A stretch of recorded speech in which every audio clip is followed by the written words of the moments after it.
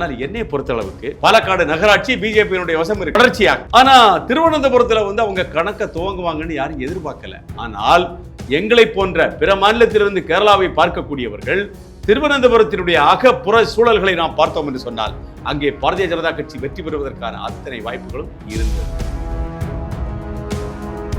Communist கட்சி இந்திய நிலப்பரப்பில் துடைத்து எறியப்பட்டு விடும் அப்படின்னு நினைக்கிறீங்களா? நான் அப்படிதான் நினைக்கிறேன். 2011 மேற்கு வங்காளத்தில் 34வது ஆண்டில் கட்சி தன்னுடைய செல்வாக்கை இழக்கும். அதற்கு அடுத்த தேர்தலில் வெஸ்ட் பெங்காலில் செல்வாக்கு பெற்ற ஃபார்வர்ட் கட்சி அந்த இடதுசாரி கூட்டணியில் அப்படியே வந்தோம்னா 2011க்கு பிறகு நடந்த 2016 நடந்த தேர்தலில் 40 சீட், 21 நடந்த தேர்தலில் எத்தனை சீட்டு ஜெயிச்சிருப்பாங்கன்னு நீங்க நினைக்கிறீங்க? சொல்லுங்க. 0. ஒரு சீட்டு கூட ஜெயிக்கல. ஏசி ரூமுக்குள்ள உட்காந்துட்டு அறிக்கையை கொடுத்து தீவிர வறுமை ஒழிஞ்சிருச்சு, எடா பிஜு தீவிர வறுமை போயாச்சு பாத்துக்கா அப்படின்னா அவன் அடுத்த நேரம் சாப்பாட்டுக்கு என்ன செய்வான்னு பேசினா தான் அதுதான் தீவிர வறுமை. அப்போ சொல் ஒன்று செயல் இப்படித்தான் கட்டமைக்கப்பட்டது மேற்கு வங்காளம். எளிமையாக இருக்கிறோம், திரிபுராவிலே எளிமையாக இருக்கிறோம். கடைசியிலே இவர்கள் ஆட்சியை ஒரு இடதுசாரிட்ட கொடுக்கல, ஒரு வலதுசாரிட்டு தான் ஒப்படைச்சாங்க திரிபுராவில். இன்றைக்கு பிஜேபி மேற்கு வங்காளத்திலே அசைக்க முடியாத சக்தி. அவரை பாத்தியா சூட்கேஸோட போனாரு, இங்க பாரு இவரை பாத்தியா சைக்கிள் மிதிச்சுட்டு போனாரு, அங்க பாத்தியா திருவனந்தபுரத்துல எங்க ஆளு வந்து ரோட்டோர சாயா கடையில டீ குடிக்காருன்னு சொன்னா இன்றைக்கு இருக்கக்கூடிய இந்த கார்பரேட் உலகத்திலே அது ஒரு செய்தியே. இவன் ஆடி கார் பென்ஸ் கார்ல வந்து இறங்கணும் தலைவன் அப்படிங்கிற மனநிலைக்கு இந்த சமூகம் வந்து விட்டது. ஆனா அது கூட எனக்கு ஆச்சரியம் இல்லை. பிஜேபிக்கு அங்க ஒரு தளம் இருக்கு, அந்த தளத்துல அவர் நின்று அவர்கள் அடிச்சு மொத்தம் இருக்கக்கூடிய 101 வார்டுகள்ல 50 வார்டுகள்ல பிஜேபி ஜெயிச்சிருச்சு. அப்பயும் கூட 2வது இடம் எல்டிஎஃப்க்கு தான். கம்யூனிஸ்ட் தான் 2வது இடம் வர்றாங்க, காங்கிரஸ் 3வது இடத்துக்கு போயிடுச்சு. ஆனாலும் கூட இந்த வெற்றிக்கு பின்னால் இருக்கக்கூடிய உழைப்பு, பழைய ஐபிஎஸ் அதிகாரி ஸ்ரீலேகா போன்றவர்கள் எல்லாம் சாஸ்தான் கோட்டையிலே வெற்றி பெறுவது எளிதல்ல என்று நாங்கள் நம்பினோம். ஆனால் போற போக்கில் ஜெயிச்சு இன்றைக்கு மேயர் வேட்பாளராக. அப்ப சைலஜா டீச்சருக்கு வந்து மரியாதை கூடனவன தோழர் என்ன பண்ணிட்டாரு, 2வது முறை அரசாங்கம் அமைக்கும் போது அந்த சைலஜா டீச்சர் என்ன செஞ்சாரு, சீட்டு கொடுத்தாங்க. ஆனா மந்திரியாக உண்மையாகவே கேரளத்தின் முதலமைச்சராக வர தகுதியானவர் அப்படின்னு எல்லாம் ஒரு பேச்சு ஊடகங்கள்ல இருந்துச்சு. சொல்ல வந்தது அதுதான். ஸ்ரீலேகா அம்மையாருக்கு ஒரு எப்படி ஒரு வசீகரமான முகம் இருக்கிறதோ அது போல சைலஜா டீச்சர் நம்முடைய அக்காவுக்கு வந்து ஒரு வசீகரமான முகம் வந்ததுன்னு என்ன செய்யறாங்க, ஓரங்கட்டிட்டு ஆரன்முளா சட்டமன்ற தொகுதியினுடைய உறுப்பினராக இருந்த மரியாதைக்குரிய வீண சர்ஜனை கூப்பிட்டு என்ன செஞ்சாங்க, டிவி ஆங்கர் அவங்களை கூப்பிட்டு சுகாதாரத்துறை அமைச்சராக.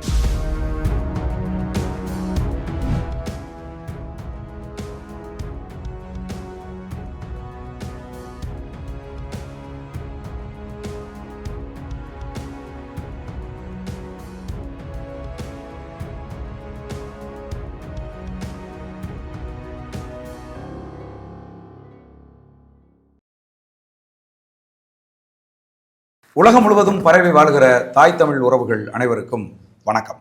இன்னைக்கு நம்முடைய சோழன் சொல்வீச்சு வலையொலியில் 5 மாவட்ட விவசாய சங்க தலைவர் மதிப்புக்குரிய அண்ணன் பென்னிக்விக் பாலசிங்கம் அவர்களை சந்தித்து பேச இருக்கிறோம். அண்ணா வணக்கம். வணக்கம். கேரள அரசியலில் ஒரு பெரும் அதிர்ச்சி தருகிற ஒரு மாற்றம் இன்னைக்கு வந்து நிகழ்ந்திருக்கு. இது இந்தியா முழுவதுக்குமே ஒரு பெரிய அதிர்ச்சியை உருவாக்கியிருக்கு. பாரதிய ஜனதா கட்சி ஒரு மிகப்பெரிய ஒரு வெற்றியை, குறிப்பாக வந்து கேரளத்தில் ஒரு லேண்ட்மார்க்கான வெற்றியை வந்து தொடங்கியிருக்கு அப்படின்னே வந்து சொல்லலாம். கேரள அரசியல் களத்தை கூர்ந்து கவனித்து கொண்டிருப்பவர் என்கிற முறையில் உங்களுடைய பார்வை என்னென்ன? இந்த உள்ளாட்சி தேர்தல் இயல்பாகவே நமக்கு அதிர்ச்சியான ஒன்றுதான் கேரளத்திலே. காரணம், எந்த அரசாங்கமும் 1957 இன்னைக்கு வரைக்கும் கேரளாவில் 2வது முறையாக ஆட்சிக்கு வந்ததில்லை ஒரு கட்சி. சரி, கேரளத்தில் மரபு 5 ஆண்டு ஒரு காங்கிரஸ் என்று சொன்னால் 5 ஆண்டு கம்யூனிஸ்ட் கூட்டணி. அப்படிதான் 57 இன்னைக்கு வரைக்கும் மாறிட்டு இருக்கு அரசியல் சூழல். ஆனால் இப்போ பினராயி தோழர் வந்து 2வது முறையாக தொடர்ச்சியாக கம்யூனிஸ்டுகளுடைய ஆட்சியை தக்க வைத்துக் கொண்டிருக்கிறார் என்பது ஒரு அதிசயமாக பேசப்பட்டது, பார்க்கப்பட்டது. கேரள அரசியல் வரலாற்றிலே இதுதான் முதல் முறை என்று சொல்லக்கூடிய அளவுக்கு ஒரு மகத்தான வெற்றியை பெற்று அந்த கட்சியினுடைய பயணம் தொடர்ந்து கொண்டிருக்கிறது. கிட்டத்தட்ட 10வது ஆண்டு, இன்னொரு 6 மாதம் தான் கேரளாவில் சட்டமன்ற தேர்தல் வர இருக்கிறது. அப்போ கடந்த நாடாளுமன்ற தேர்தலின் போதே இடதுசாரிகளுக்கு பலத்த அடி விழுந்தது கேரளாவில். ஓஹோ, அடி விழுந்தது. இப்படி கேரள மாநில மார்க்சிய கம்யூனிஸ்ட் கட்சியினுடைய தலைவராக மறைந்த கொடியேறி பாலகிருஷ்ணன் இருக்கும் வரை கட்சியில யாரும் பெருசா சேட்டை பண்ண முடியாது. ஓஹோ. கொடியேறி வந்து அந்த கட்சியை தன்னுடைய கட்டுப்பாட்டுக்குள் வைத்திருந்தார். கட்சிக்கும் ஆட்சிக்கும் இடையில் ஒரு இணைப்பு பாலம் நம்முடைய மறைந்த கொடியேறி பாலகிருஷ்ணன். அவருடைய மறைவுக்கு பிறகு கட்சியினுடைய தலைவராக வந்த கேரள மாநில செயலாளர் மாஸ்டர் கோவிந்தன் அவர் வந்து ஒரு சரியான நிர்வாகி என்பதில் நமக்கு மாற்று கருத்து இல்லை. ஆனால் பாராளுமன்ற தேர்தலுக்கு முன்பாகவே அவர் கேரள மாநில செக்ரட்டரியாக பொறுப்பேற்றுக் கொண்ட பின்பு பாராளுமன்ற தேர்தலிலே கட்சி மிகப்பெரிய அடி வாங்கியது. ஓஹோ. பெரிய அடி வாங்கிச்சு.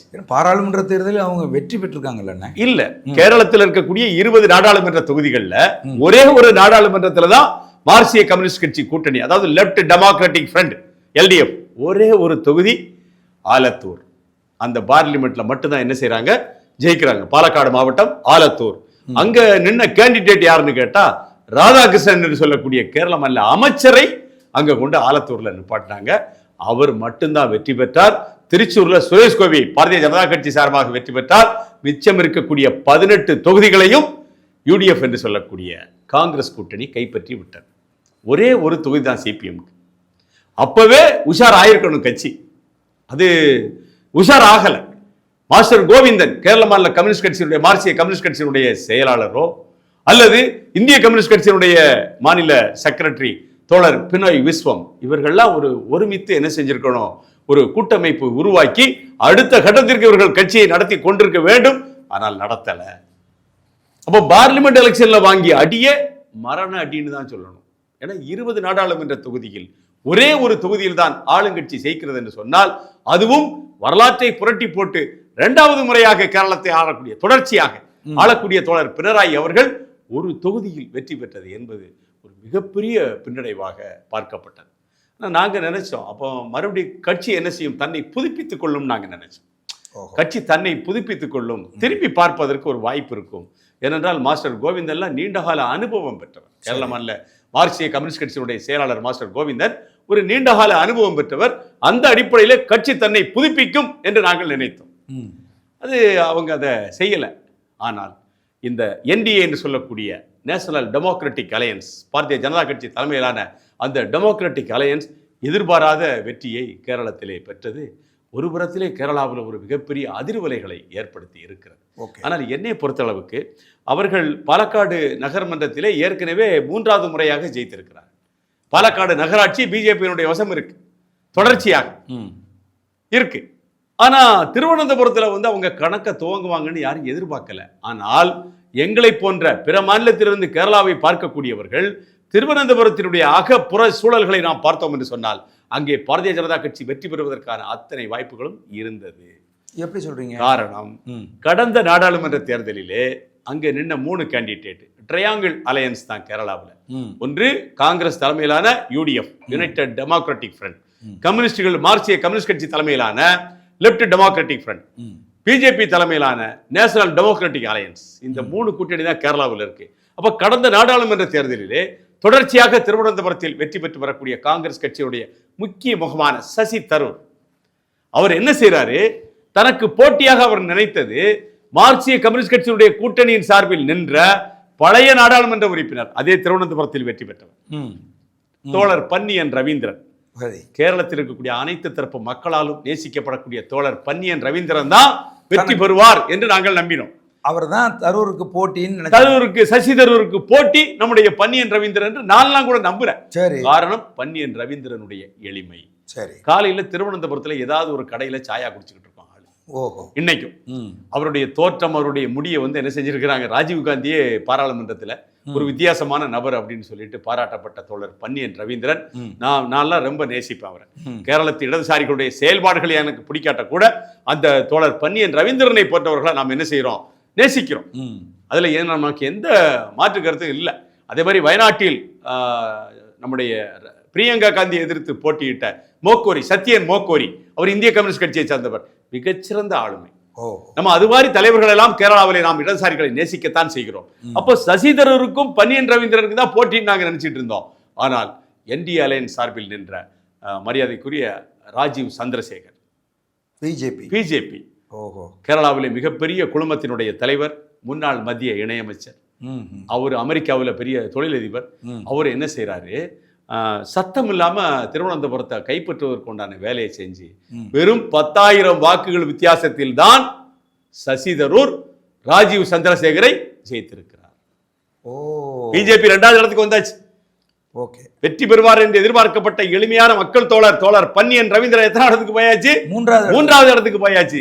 கூடுதலாக கேரள சட்டமன்றத்திலே பிஜேபி தன்னுடைய வெற்றி கணக்கை தொடங்கியது அந்த திருவனந்தபுரம் பாராளுமன்ற தொகுதியில் உள்ளடக்கி இருக்கக்கூடிய நேமத்தில் தான் முதல் பிஜேபி வெற்றியை பெற்றது ஓ ராஜகோபால். அப்போ கணக்கு பிஜேபி தன்னுடைய முதல் கணக்கை தொடங்கிய சட்டமன்றம் திருவனந்தபுரம் நாடாளுமன்ற தொகுதிக்குள் அடங்கி இருக்கும் போது இந்த வெற்றி வாய்ப்பை 10,000 வாக்குகள்ல ராஜீவ் சந்திரசேகர் இழந்த போதே நாங்கள் தெரிஞ்சுக்கிட்டோம். நெய்யாற்றிங்கரை, அந்த அந்த பக்கத்தில் கூடிய நெடுமங்காடு, எல்லா தொகுதியிலையும் பிஜேபி தனக்கான செல்வாக்கை வளர்த்து கொண்டதை இடதுசாரிகள் என்ன செய்து விட்டார்கள்? தடுக்க தவறிவிட்டார்கள். தூங்கிட்டாங்க. காரணம் என்னவென்று கேட்டால், கட்சி என்ன 2வது தடவை ஜெயிச்சதும் ஒரு மமதை வந்துருச்சு, ஒரு மிதப்பு வந்துருச்சு. நம்மள வெற்றி கொள்ள முடியாது இனிமேல் யாரும். ஏனென்றால் கேரள அரசியல் சரித்திரத்தில் இது நடக்கல அப்படின்னு நினைச்சாங்க.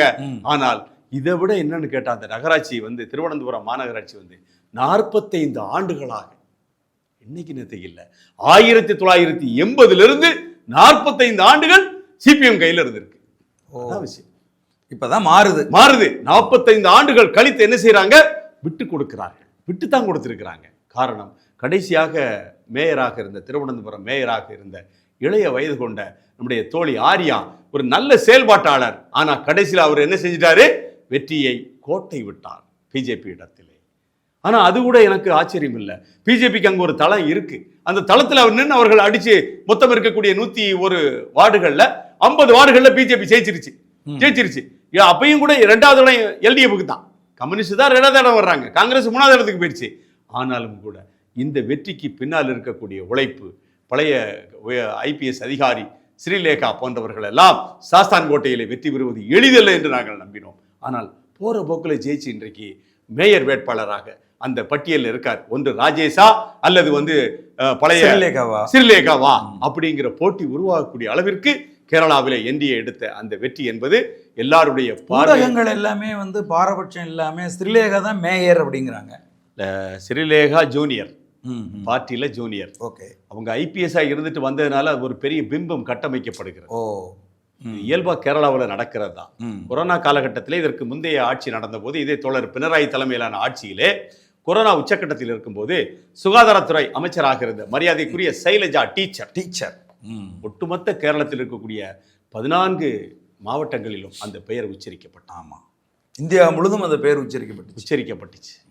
அப்ப சைலஜா டீச்சருக்கு மரியாதை கூடனவன தோழர் என்ன பண்ணிட்டாரு? 2வது முறை அரசாங்கம் அமைக்கும் போது அந்த சைலஜா டீச்சர் என்ன செஞ்சாரு? சீட்டு கொடுத்தாங்க, ஆனா மந்திரி ஆக்கவில்லை. சைலஜா டீச்சர் தான் உண்மையாகவே கேரளத்தின் முதலமைச்சராக வர தகுதியானவர் அப்படின்னு ஒரு பேச்சு ஊடகங்கள்ல இருந்துச்சு. சொல்ல வந்தது அதுதான். ஸ்ரீலேகா அம்மையாருக்கு எப்படி ஒரு வசீகரமான முகம் இருக்கிறதோ, அது போல சைலஜா டீச்சர் நம்முடைய அக்காவுக்கு ஒரு வசீகரமான முகம் வந்ததுமே என்ன செய்யறாங்க? ஓரங்கட்டிட்டு ஆரன்முளா சட்டமன்ற தொகுதியினுடைய உறுப்பினராக இருந்த மரியாதைக்குரிய வீண சோர்ஜனை கூப்பிட்டு என்ன செஞ்சாங்க? பழைய ஆங்கர், டிவி ஆங்கர், அவங்களை கூப்பிட்டு சுகாதாரத்துறை அமைச்சராக்குனாங்க. வசீகரம் என்பது வெற்றிக்கு பயன்படாது. இதான் சூத்திரம். பின்புலம் இருக்க வேண்டும், உழைப்பு இருக்க வேண்டும், தியாகம் இருக்க வேண்டும், இதெல்லாம் வேலை செய்வதற்கான தகுதி இருக்க வேண்டும். இதுவெல்லாம் இருந்தால்தான் அரசியலில் ஜொலிக்க முடியும் என்பதற்கு நம்முடைய சைலஜா டீச்சர் ஒரு முக்கியமான கருவி. எப்படி தனக்கு போட்டியாக சைலஜா டீச்சர் வந்துருமோன்னு பயந்து தோழர் பினராயி கீழே உட்கார வச்சாரோ, அதுபோல ஸ்ரீலேகா என்ன செய்யறாங்க? புதிய முகம் கட்சிக்கு. பேரு தான் பெரிய பேர், கட்சிக்கு ரொம்ப ஜூனியர் அவங்க. ஆனால் ராஜேஷ் போன்றவர்கள் RSS பின்புலத்திலே கிட்டத்தட்ட 25 ஆண்டுகளாக அந்த மண்ணிலே பணி செய்யக்கூடியவர். அப்போ அவர் தான் மேயர் வேட்பாளர்ல முதலிடத்தில் இருக்கிறார். அம்மையார் ஸ்ரீலேகா துணை மேயர் ஆகலாம். இதுதான் இன்னைக்கு கேரளாவில் இருக்கக்கூடிய நிலைமை. ஆனாலும் கூட அரசியல் சரித்திரத்தில் திருவனந்தபுரம், அதாவது புகழ்பெற்ற பத்மநாபசாமி கோயில் இருக்கிறது ஒன்று, 2வது மாநிலத்தினுடைய தலைநகரம், 3வதாக சட்டமன்ற கட்டடம் அங்குதான் இருக்கிறது. கூடுதலாக தமிழர்கள் பெரும்பான்மையாக இருக்கக்கூடிய ஒரு மாநகராட்சி அந்த திருவனந்தபுரம் மாநகராட்சி. சரிதான். அந்த திருவனந்தபுரம் மாநகராட்சிக்கு உட்பட்ட பகுதியில் தான் ஒரு ஆள் நம்மால் ஜெயிச்சான். நீல லோகிததாசன் நாடார்னு ஒருத்தர் ஜெயிச்சு அங்க அமைச்சராக இருந்தாரு. அவர் பூர்வீகமாக திருவனந்தபுரத்தை பூர்வீகமாக கொண்டவர். தமிழர்கள் அதிக வாழக்கூடிய பகுதி. என்ன அப்போ அந்த பிஜேபி வெற்றிக்கு பின்னால் இருப்பது சிபிஎம் விட்ட கோட்டை தானே தவிர, தூக்கம் தானே தவிர, அவர்கள் அந்த வெற்றியை எளிதாக பெற்றுவிடும். இனி விழித்துக் கொள்ளுமா சிபிஎம்? இன்னும் மறுபரிசீலனை செய்தால் கூட கால அவகாசம் இல்லை. இனி 6 மாதம் தான் இருக்கு. வெறும் 6 மாதம் இருக்கு சட்டமன்ற தேர்தலுக்கு. இந்த 6 மாதத்திற்குள் அவர்கள் தங்களை புதுப்பித்துக் கொள்ள வேண்டும். அதற்கான கால அவகாசம் இல்லை என்பதுதான் நிதர்சனமான உண்மை. போலியான வாக்குறுதிகளை அந்த மக்கள் நம்ப தயாராக இல்லை. சிபிஎம் நம்ப தயாரா இல்லைங்க. நம்ப தயாரா இல்ல. நம்ப தயாராக இருந்திருப்பார்கள் என்று சொன்னார். கொல்லம் மாநகராட்சி 25 ஆண்டு காலம் சிபிஎம் கையில் இருந்தது. கொல்லம் மாநகராட்சி இன்னைக்கு யாருடைய கையில் இருக்கிறது? காங்கிரஸ் கைக்கு போயிடுச்சு. மொத்தம் இருக்கக்கூடிய 6 மாநகராட்சியிலே கோழிக்கோட்ல மயிரலையில் நீங்கள் வெற்றி பெற்றிருக்கிறீர்கள் இடதுசாரிகள். காங்கிரஸ் அங்க டஃப் ஃபைட் கொடுக்கிறான். கூடுதலாக மத்திய மாவட்டங்களான மலப்புரம், கண்ணூர், கோழிக்கோடு இந்த 3 ஏரியாவிலையும் உள்ளாட்சி தேர்தலில் சிபிஎம்க்கு பலத்த அடி. காரணம் என்னன்னு கேட்டா, கேரள இஸ்லாமியர்கள் முழுமையாக வெறுத்த PM ஸ்ரீ திட்டத்தை ஆரம்பத்தில் தோழர் பினராயி ஏற்றுக்கொண்டார். ஏற்றுக்கொண்டார். கடுமையான எதிர்ப்பு கிளம்பிச்சு கேரளாவில். PM ஸ்ரீ திட்டத்தை எப்படி ஏற்கலாம், இஸ்லாமியர்களுக்கு எதிரானது என்று சொல்லக்கூடிய வாதத்தை இந்த மத்திய மாவட்டங்கள், குறிப்பாக மலப்புரம், கோழிக்கோடு, கண்ணூர் அந்த பகுதியில் பெரும்பான்மை இஸ்லாமிய வாக்குகள் இருக்கிறது. அங்கே கடுமையான எதிர்ப்பு கிளம்பிச்சு. கூடுதலாக இந்த இடதுசாரி அரசாங்கம் என்ன செய்தது, ஒரு ஐயப்ப கோயிலை மையப்படுத்தி என்ன செய்தார்கள், ஒரு அகில உலக ஐயப்ப சேவா சங்கமம்னு ஒரு நிகழ்ச்சியை நடத்துறாங்க. கேரள மாநில திருவிதாங்கூர் தேவசம் போர்டு அமைச்சர் வாசவனுடைய அந்த ஏற்பாட்டிலே நடந்த அந்த ஐயப்ப சேவா சங்கமத்தை இஸ்லாமியர்கள் எப்படி பார்த்தா, மதச்சார்பின்மையை கடைபிடிக்க வேண்டிய கட்சி ஒரு மதத்திற்கு ஆதரவாக ஒரு சங்கமத்தை நடத்துகிறதே என்று சொல்லக்கூடிய ஒரு எதிர்ப்பு அலைகள் மத்திய மாவட்டத்தில் எழுந்ததை கண்ணால் பார்த்தோம். இவர்களெல்லாம் காலங்காலமாக சிபிஎம்முக்கு வாக்களித்தவர்கள், அந்த கட்சிக்கு தூணாக இருந்தவர்கள். இன்னும் சொல்லப்போனால் நம்முடைய தோழர் பினராயி அவர்கள் கூட கண்ணூர் மாவட்டத்தை சேர்ந்தவர் தான். கண்ணூர் மாவட்டத்தை சேர்ந்தவர் தான். கட்சியினுடைய செக்ரட்டரியாக இருக்கக்கூடிய கோவிந்தன் மாஸ்டருக்கும் கண்ணூர் தான் கட்சியினுடைய அடித்தளம். ஆனால் இஸ்லாமியர்கள் சிபிஎம்முக்கு ஆதரவு நிலையிலிருந்து விலகிட்டாங்க. காரணம், கேரளாவில் செல்வாக்கு பெற்ற இந்திய யூனியன் முஸ்லீம் லீக் காங்கிரஸ் கூட்டணியில் இருக்கிறது. எளிதா காங்கிரஸ் என்ன செஞ்சாச்சு, இந்த PM ஸ்ரீ திட்டம், ஐயப்ப சேவா சங்கமம் இந்த ரெண்டையும் சொல்லி என்ன செய்து காங்கிரஸ் மிக எளிதாக வாக்குகளை மத்திய மாவட்டங்களிலே இஸ்லாமிய சமூகத்துடைய வாக்குகளை அள்ளி காங்கிரஸ் என்ன செஞ்சாச்சு, வெற்றியில கொண்டு வந்தாச்சு. கூடுதலாக கட்சியை வழிநடத்தக்கூடிய கேரளாவினுடைய எதிர்க்கட்சி தலைவர் VT சதீசன் மாஸ்டர் கோவிந்தனை விட பல மடங்கு பலம் பெற்றவராக இருக்கிறார். அதான் உண்மை. சதீசனுடைய அந்த முன்னெடுப்பு, சதீசனுடைய வியூகம், சதீசனுடைய திட்டமிடல், சதீசனுடைய வேட்பாளர் தேர்வு அந்த கட்சி என்ன செய்திருக்கிறது, முதலிடத்திற்கு கொண்டு வந்திருக்கிறது. கடந்த சட்டமன்ற தேர்தலில் 91 சீட்டு யாரு, சிபிஎம்.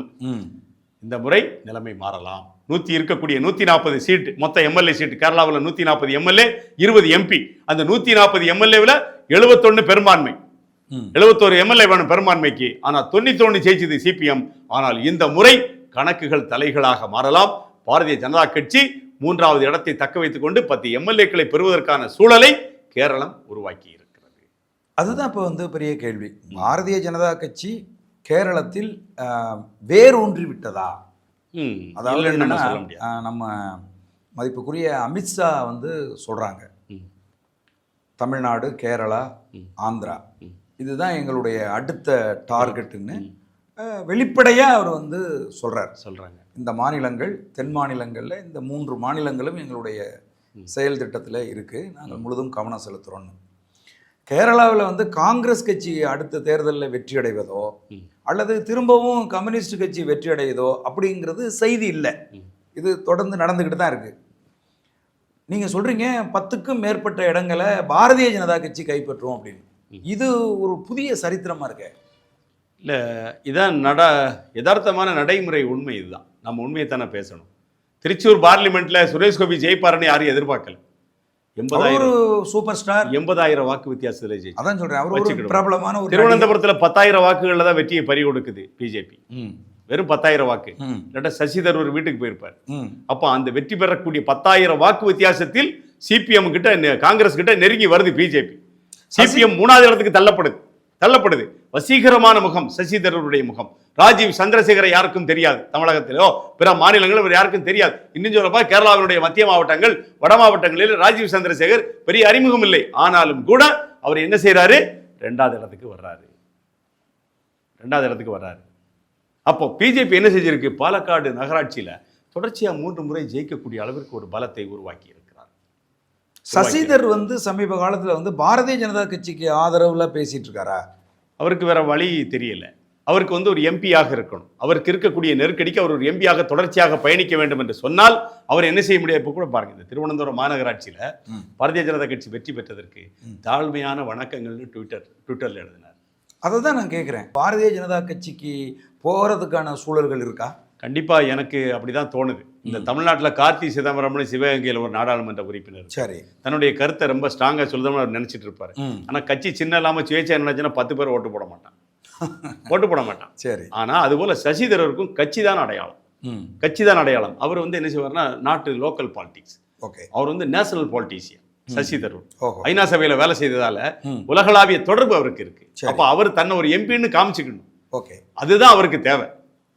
அவருக்கு தேவை நல்ல அரசியல். அவருக்கு தேவை இந்த வீழ்ந்து போகக்கூடிய அரசியலை சசிதரூர் ஒருபோது விரும்ப மாட்டார். Is a white collar politician.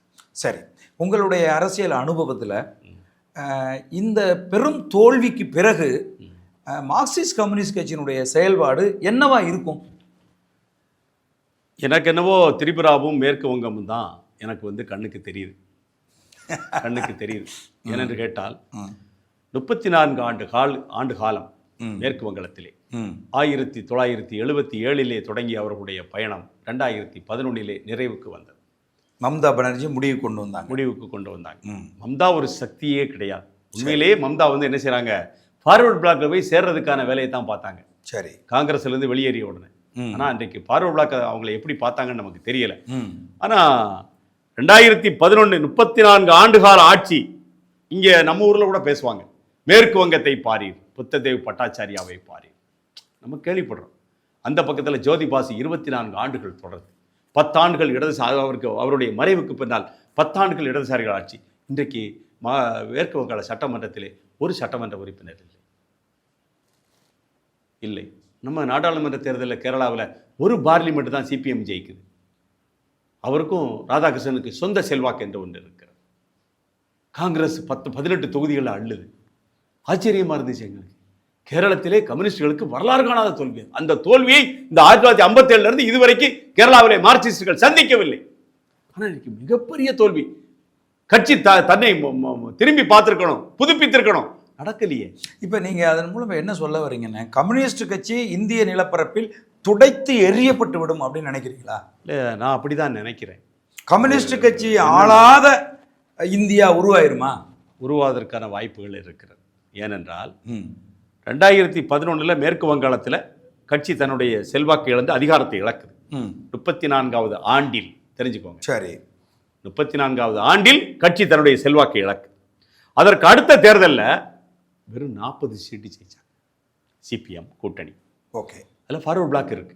ஓஹோ, கேரளாவிலே செல்வாக்கு, வெஸ்ட் பெங்காலில் செல்வாக்கு பெற்ற ஃபார்வர்ட் பிளாக் கட்சி அந்த இடதுசாரி கூட்டணியில் இருக்கு. அப்படியே வந்தோம்னா 2011 பிறகு நடந்த 2016 நடந்த தேர்தலில் 40 சீட்.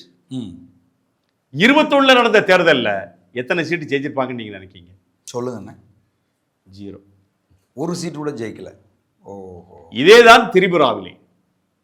மாணிக் தாகூர் தொடர்ந்து முதலமைச்சர், ஒரு அற்புதமான ஒரு முதலமைச்சர். ஆமா, எளிமைக்கு உதாரணம் மாணிக் சர்க்கார். மிக எளிமையான முதலமைச்சர். பதவியை விட்டு போகும்போது கையில் ஒரு சூட்கேஸில் தன்னுடைய துணிகளை வைத்துக் கொண்டு சென்றதாக அவரை புகழ்ந்து தீக்குதறில் பக்கமான ஆளுகள். சைக்கிள் ரிக்ஷால போனாரு. சைக்கிள் ரிக்ஷால ஏறி போயிட்டாரு.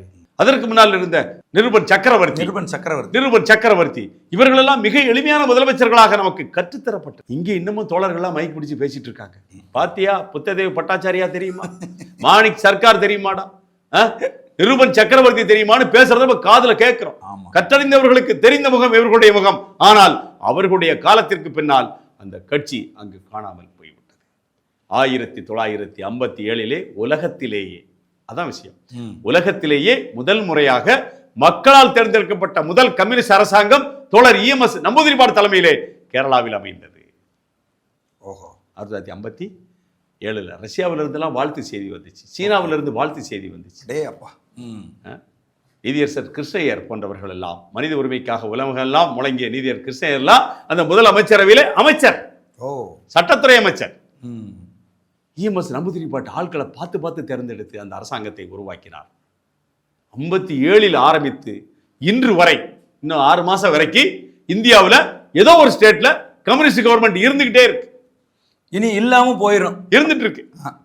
1957 ஆரம்பிச்ச இடதுசாரிகளுடைய அதிகார பயணம் இன்றைக்கு வரைக்கும் இருந்துட்டு இருக்கு. ஆனால் வரக்கூடிய 6 மாதத்தில் கேரளாவில் வரக்கூடிய தேர்தலிலே ஒருவேளை கம்யூனிஸ்டுகள் தோற்றால் இந்திய சரித்திரத்தில் அதிகாரமில்லாத ஒரு ஆண்டா, அதிகாரமில்லாத ஒரு தசாப்தமாக 2026 பிற்பகுதி தொடங்கும். அதுல மாற்று கருத்து இல்லை. இடதுசாரிகள் தங்களை என்ன செய்ய வேண்டும்? புடம் போட்டு கொள்ள வேண்டும், தங்களை திரும்பி பார்க்க வேண்டும், தங்களை புதுப்பித்துக் கொள்ள வேண்டும். அப்படி செய்ய தவறினால் மேற்கு வங்கத்தில் இன்றைக்கு இருக்கக்கூடிய அதே நிலைமை கேரளாவிலும் வரலாம். திரிபுராவில் ஏற்பட்ட நிலைமை கேரளாவில் வரலாம். அதனால் கேரளாவில் இருக்கக்கூடிய இடதுசாரிகள் தங்களை கண்டிப்பாக புதுப்பித்துக் கொள்ள வேண்டும் என்பதுதான் நம்முடைய ஆசை. ஏனென்று சொன்னால் நமக்கு அந்த சித்தாந்தத்தின் மீது ஒரு மதிப்பு இருக்கு. முதல்ல அதை நாம் இழந்து விடக்கூடாது.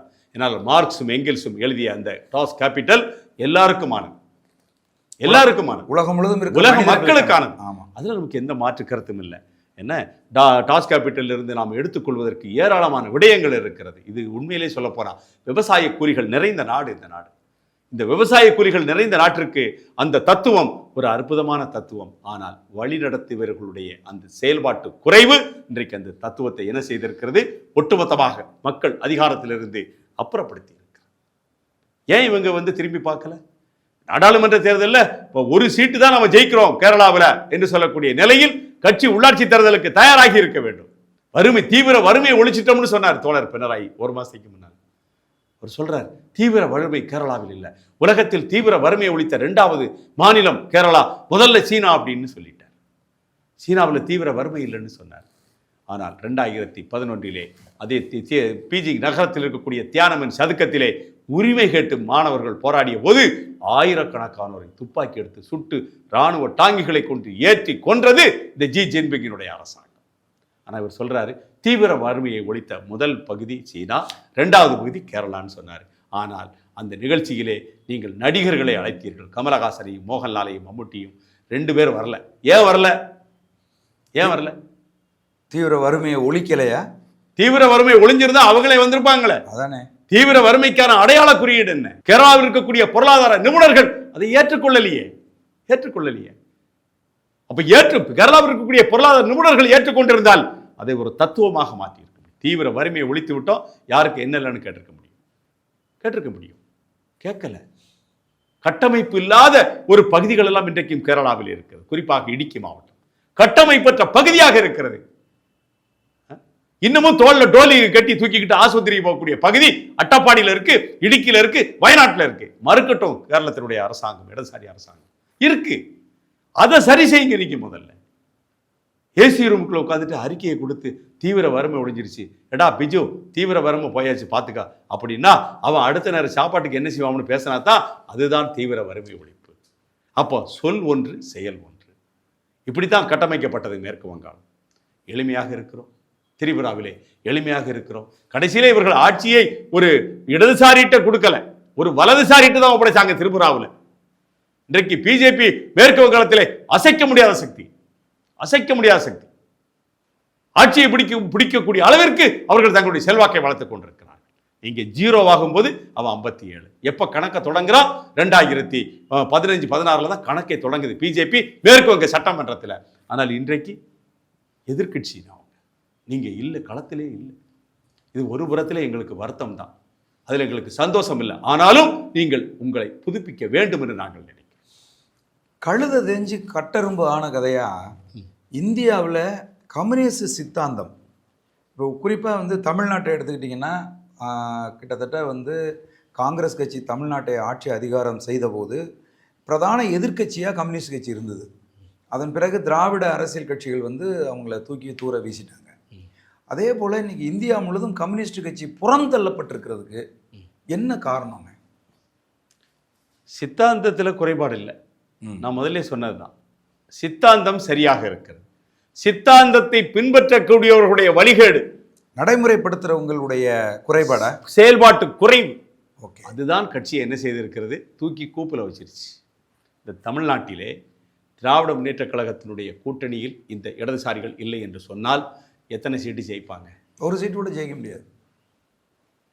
கூட்டணி இல்லைன்னா அவங்களால ஜெயிக்க முடியாது. ஜெயிக்க முடியாது. அப்போ அவர்களுடைய தத்துவம் இங்கே என்ன செய்யல, அரசியல் அதிகாரத்தை பெறுவதற்கு ஒரு மூல காரணமாக இல்லை என்பதை நாம் இதிலிருந்து தெரிய முடியும். புரியுது புரியுதுண்ணே. பழைய ஆட்கள்லாம் என்ன செய்வான், சைக்கிளில் போவோம். எம்எல்ஏக்கள், கம்யூனிஸ்ட் எம்எல்ஏக்கள்னா எளிமையாக இருப்பார்கள்.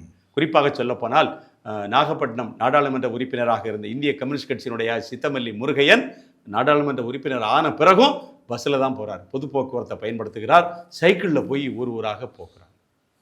அப்படிப்பட்ட தலைவர்கள் எல்லாம், தோழர்களை எல்லாம் நாம் பார்த்தவர்கள். கோயில்பட்டியில் அழகிரிசாமின்னு ஒரு சட்டமன்ற உறுப்பினர் 4 முறை தொடர்ந்து வெற்றி பெற்றார் இந்திய கம்யூனிஸ்ட் கட்சி. அவரெல்லாம் எப்போ போனாலும் யார் வேணாலும் பார்க்க. நான் படித்த கல்லூரியில் அவர் தொகுதியை சேர்ந்த ஒரு மாணவனுக்காக அவர் அந்த பையனை கூப்பிட்டு பஸ்ஸில் வந்து என்ன செய்கிறாரு, சீட்டு கேட்ட இதெல்லாம் நாங்கள் கண்ணால் பார்த்தோம் அழகிரிசாமி. அப்படிப்பட்ட தலைவர்கள் எல்லாம் இருந்த நாடு இந்த நாடு. நீங்கள் இன்றைக்கி என்ன சொல்கிறீங்க, எளிமையை ஒருத்தரை காமிக்கணும் அப்படின்னா கந்தர்வகோட்டையில் பார்த்தீங்களா, எங்கள் சின்னத்துறை எளிமையாக இருக்கார். கந்தர்வகோட்டை சட்டமன்ற தொகுதியினுடைய உறுப்பினர் சின்னத்துறையை பார்த்தீர்களா, எவ்வளவு எளிமை. ஒரு குட்டி யானையை வைத்து தன்னுடைய அன்றாட வாழ்வை கழித்து கொண்டிருக்கிறார். நாங்கள் எதுக்கு தேர்ந்தெடுத்தோம் அவரை? எங்களுக்கு வேலை செய்வதற்காக தேர்ந்தெடுத்தோம். ஒரு எளியவர் வேண்டும் என்று தேர்ந்தெடுத்தோம். கந்தர்வகோட்டையில் சிக்கலே இல்லையா, மக்களுக்கு எந்த பிரச்சனையே இல்லையா? ஒருவர் எளிமையாக இருப்பதால் மட்டுமே அவர் நல்லவர் அல்ல, அது தெரிஞ்சுக்கணும். ஒருவர் வேலை செய்யக்கூடியவராக இருக்க வேண்டும், எளிமையாக இருக்கக்கூடிய அதே நேரத்தில் அவர் வேலை செய்யக்கூடியவராக இருக்க வேண்டும். விட்டா இவங்க இப்போ சொல்றதுக்கு ஆளில் பார்த்துக்கோங்க. சிபிஎம்முக்கு இப்போ வந்து அங்கே பாரு அவரை பார்த்தியா சூட்கேஸோட போனாரு, இங்கே பாரு இவரை பார்த்தியா சைக்கிள் மிதிச்சுட்டு போனாரு, அங்கே பார்த்தியா திருவனந்தபுரத்தில் எங்கள் ஆள் வந்து ரோட்டோர சாயா கடையில் டீ குடிக்காருன்னு சொன்னால் இன்றைக்கு இருக்கக்கூடிய இந்த கார்ப்பரேட் உலகத்திலே அது ஒரு செய்தியே அல்ல. ஆடம்பரத்தை விரும்பக்கூடிய ஒரு சமூகமாக இந்திய சமூகம் கட்டமைக்கப்பட்டு விட்டது. அந்த சமூகத்திற்கு தகுந்தாற் போல என்ன செய்ய வேண்டும், கட்சியும் மாற வேண்டும். உலகமயமாதல் அப்படியான ஒரு தலைமுறையவே உருவாக்கிடுச்சு. கார்ப்பரேட் மனநிலை கொண்ட தலைமுறையை வந்துருச்சு. அதற்கு தகுந்த மாதிரி கம்யூனிஸ்டுகள் தங்களை வந்து உருவாக்கிக்கல. இல்லை, 25 ஆண்டுகளுக்கு முன்னால் எளிமையை மக்கள் ரசித்தார்கள். அதான் உண்மை. 20 ஆண்டுகளுக்கு முன்னால், 25 ஆண்டுகளுக்கு முன்னால் ஒரு தலைவன் எளிமையாக இருக்கிறான் என்று சொன்னால் அந்த தலைவனை ரசித்தார்கள், கொண்டாடினார்கள், மகிழ்ந்தார்கள். கேரளாவில் உலகத்திலே கின்னஸ் ரெக்கார்டில் இடம்பெற்ற பிரேம் நசீர் போன்றவர்கள் எல்லாம் கேரள சட்டமன்றத்திலே போட்டியிட்டு என்ன செய்தார்கள், டெபாசிட்டை இழந்தார்கள். கட்சி அன்றைக்கு வலுவாக இருந்தது. கேரளாவிலே புகழ்பெற்ற நடிகர் முகேஷ் கொல்லம் நாடாளுமன்ற தொகுதியிலே ஒரு ஆள் இல்லாத ஒரு கட்சி ஆர்எஸ்பி, அந்த கட்சியிடம் தோற்று போனார். புகழ்பெற்ற திரைப்பட நடிகர் சிபிஎம் சார்பாக நின்று தோற்று போயிட்டார். கொல்லத்தினுடைய தற்போது எம்எல்ஏ அவர். வசீகரம் தேவையில்லை, அங்கே என்ன செய்யணும், வேலை செய்யக்கூடியவனாக இருக்க வேண்டும். கேரளத்தில் முகேஷை தெரிந்த அளவுக்கு இந்த முகேஷை வெற்றி கொண்டவரை தெரியுமா? தெரியாது. யாருக்கா கேட்டா தெரியுமா? முகேஷ் கேட்டா தெரியும், தமிழ் படங்கள்ல கூட நடிச்சிருக்காரு. ஆமா. அப்ப அவரை ஒருத்த வெற்றி கொள்றான் அப்படின்னு சொன்னா வசீகரமற்ற அவனை வசீகரம் உள்ள ஒருவர் வெற்றி கொண்டிருக்க வேண்டும். ஆனால் நடக்கல. முகேஷ் தோற்று போயாச்சு. என்ன காரணம்? இங்கே இப்ப இருக்கக்கூடிய மக்களுடைய மனநிலை தேவை ஆடம்பரம். அவனுக்கு எளிமை என்பது, வேலை செய்வதில் எளிமையாக இருந்தால் சந்தோஷப்படுவான். ஆனால் ஒரு தலைவன் என்பவன் இப்படித்தான் இருக்கணும், கார்ப்பரேட் தான் இருக்கணும்னு சொல்லக்கூடிய முடிவுக்கு இளைய சமுதாயம் வந்துவிட்ட காலத்தில் நான் இன்னும் சைக்கிள் ஓட்டிக்கிட்டு இருக்கேன், நான் இப்பவும் வந்து மாட்டு வண்டியில் போய்கிட்டு இருக்கோம்னா இங்கே வேலைக்காக ஆகாது. அது ரீல்ஸ் போடுறதுக்குன்னா உதவும். மாட்டு வண்டியில் ஒரு தலைவர் போனால் ரீல்ஸ் போடலாம், ட்விட்டரில், இன்ஸ்டாகிராமில் ரீல்ஸ் போட்டால் அது லட்சக்கணக்கில் பார்ப்பாங்க. ஆனால் நடைமுறை வாழ்க்கை என்பது அதற்கு அப்படியே மாறுபட்டது. இன்றைக்கு கிராமத்தில் இருக்கக்கூடிய இளைஞர்கள் எல்லாம் எளிமையை ரசிக்கக்கூடியவர்களாக இல்லை. நானும் ஒரு கிராமத்தை சார்ந்தவன். தலைவன் என்பவன் படோடோபமாக நாகரிகமாக உடை அணிய வேண்டும், நாகரிகமாக இருக்கணும். அப்போ ஆடி கார் பென்ஸ் காரில் வந்து இறங்கணும் தலைவன் அப்படிங்கிற மனநிலைக்கு இந்த சமூகம் வந்து விட்டது. நீ இப்போ உட்காந்துக்கிட்டு சின்னத்துறை எம்எல்ஏ ஒரு குட்டியானையை வச்சு தான் வாழ்க்கையை ஓட்டிக்கிட்டு இருக்கிறாருன்னா அதை ரசிப்பதற்கு இந்த சமூகம் தயாராக இல்லை. பார்ப்பான், படிப்பான், பரவாயில்ல நல்லான்ட்டு போயிடுவான். புரியுது. அது வாக்காக ஒருபோதும் மாறாது. சரி, மிக்க மகிழ்ச்சி அண்ணா. சந்தோஷம். கேரள அரசியலை, அதனுடைய இந்த சிபிஎம்மினுடைய வீழ்ச்சியை, அதனுடைய எதிர்கால செயல்பாடுகள் அனைத்தையும் வந்து விவரமாக சொன்னீங்க. சோழன் சொல்வீச்சு அரங்கத்துக்கு வந்து உங்கள் கருத்தை பதிவு செய்தமைக்கு மிக்க மகிழ்ச்சி. நன்றி, வணக்கம். நன்றி அண்ணா.